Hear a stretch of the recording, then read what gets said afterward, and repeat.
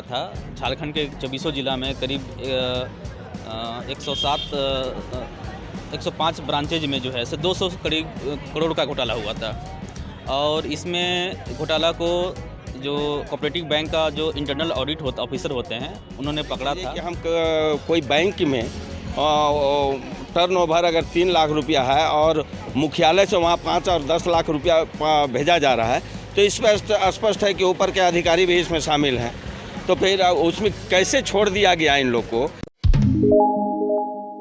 खबर में आपका स्वागत है। मेरा नाम है सुभाष शेखर। करीब 2 साल पहले हमने एक खबर आपके सामने लाया था, कोऑपरेटिव बैंक से जुड़ा हुआ मामला, जिसमें काफ़ी सारी गड़बड़ियां थी और जांच के लिए सीबीआई को कई सारे सबूत सौंपे गए थे। और इस मामले में खुलासा करने में हमारा साथ दिया था पंकज यादव जी ने, जो एक सोशल एक्टिविस्ट हैं। इन्होंने उस दौरान कहा था कि इस मामले में पूर्व मंत्री रणधीर सिंह समेत कई बड़े अधिकारियों का हाथ है। अब इनमें से कईयों के खिलाफ अब कार्रवाई भी हो गई है, सज़ा भी सुना दी गई है। और इस पूरे मामले पर अब हम फिर से पंकज यादव जी से बात करेंगे। पंकज जी, लोकल खबर में आपका स्वागत है। जी धन्यवाद।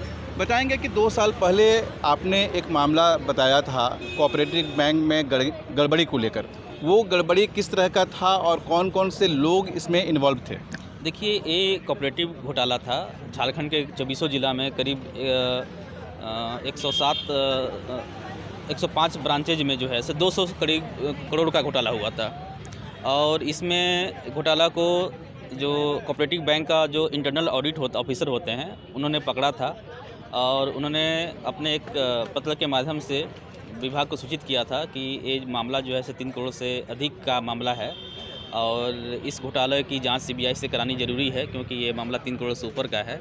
और इसमें सरायकेला से लेकर दुमका से लेकर देवघर से लेकर जामताड़ा तक में जो है करोड़ों रुपए का घोटाला हुए हैं। अलग अलग डिस्ट्रिक्ट में कुल 200 करोड़ का घोटाला हुआ है।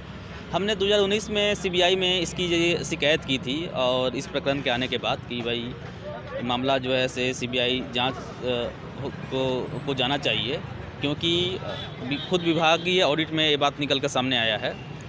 और मुझे लगता है कि इसके बाद संज्ञान में सीआईडी ने इसको टेक ओवर किया और जांच करने के बाद अभी कल खबरें आई हैं कि इसमें जो है 2 लोगों को सश्रम का 5 साल की सज़ा हुई है।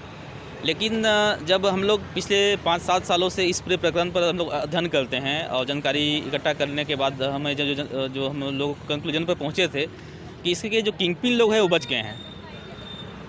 जो 2 लोगों की सज़ा मिली है, क्योंकि कोर्ट का मामला है, मैं ज़्यादा कमेंट नहीं करना चाहता हूँ इन बातों पे।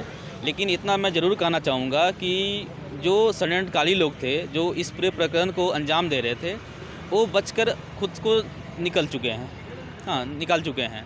और इसमें छोटे छोटे अधिकारियों को, छोटे छोटे कर्मचारियों को सज़ा दी गई है। इस पूरे प्रकरण में जो है मुझे लगता है कि और भी गुंजाइश है। इस मामले पर हम अब बात करेंगे एनाउल हक जी से। ये भी इस मामले को पिछले 10 साल से करीब से देख रहे हैं और इन्होंने काफ़ी मेहनत की थी पूरे मामले को लेकर।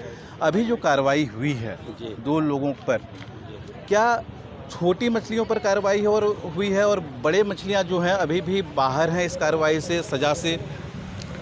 देखिए, इस कार्रवाई के बारे में माननीय न्यायालय द्वारा जो भी सज़ा दी गई है उसके हम सम्मान करते हुए ये कहना चाहेंगे कि पुनः इसकी न्यायालय के द्वारा इसकी जांच कराई जाए। चूँकि जिन अधिकारियों को, जैसे सुनने में पता चला है, जिन अधिकारियों को सज़ा हुई है वो उसके बाद भी ऊपर के अधिकारियों को इसमें जो है जांच में हमको लगता है कि छोड़ दिया गया है। अगर इसकी विस्तृत जांच की जाए तो इसका घोटाला सामने आएगा। चूँकि 38 करोड़ रुपए की मामला है और जब तक मान के चलिए कि हम कोई बैंक में टर्नओवर अगर 3 लाख रुपया है और मुख्यालय से वहाँ 5 और 10 लाख रुपया भेजा जा रहा है, तो इसमें स्पष्ट है कि ऊपर के अधिकारी भी इसमें शामिल हैं। तो फिर उसमें कैसे छोड़ दिया गया इन लोग को, ये बहुत दुखद की बात है। इसलिए माननीय न्यायालय से मैं पुनः आग्रह करूंगा कि इसकी, क्या कोर्ट के पास फिर दोबारा जाएंगे? जी हाँ, इस पर तो हम PIL भी माननीय उच्च न्यायालय में PIL भी किए हुए हैं। लेकिन मैं न्यायालय से आग्रह करूंगा, चूँकि ये बहुत बड़ा मामला है और पूरे झारखंड राज्य की कोऑपरेटिव बैंक से संबंधित मामला है, तो मैं न्यायालय से आग्रह करूंगा कि पुनः इसकी जाँच कराई जाए और दोषी लोगों पर कार्रवाई होनी चाहिए। कौन कौन से बड़े अधिकारी हैं जो दोषी हैं, जो इससे बच निकले हैं? उस समय के सीओ हैं, प्रशासक हैं, महाप्रबंधक हैं और एक वहीं पर ऑडिटर में थे वो हैं। इस तरह 4-5 अधिकारी जो है मुख्यालय के बचे हुए हैं। तत्कालीन पूर्व मंत्री जो हैं रणधीर सिंह, उनका हाँ। भी नाम आया था और आप लोगों ने सीबीआई को कुछ कागजात भी सौंपे थे जी तो उनके खिलाफ भी कार्रवाई होनी चाहिए क्या? जी, अगर जैसे जांच में आती है या हम जो पीआईएल किए हैं सीबीआई के लिए, अगर सीबीआई जांच के लिए कोर्ट आदेश कर देती है तो खुद इस दायरे में आएंगे। चूँकि वो भी एक कोऑपरेटिव के मिनिस्टर रहते हुए उनको हमने बहुत सारे पत्र लिखा, लेकिन उस पर उनके द्वारा कोई संज्ञान नहीं लिया गया। इससे ऐसा महसूस होता है, ऐसा लगता है कि ये भी इस केस में कहीं ना कहीं किसी न किसी रूप में शामिल हैं।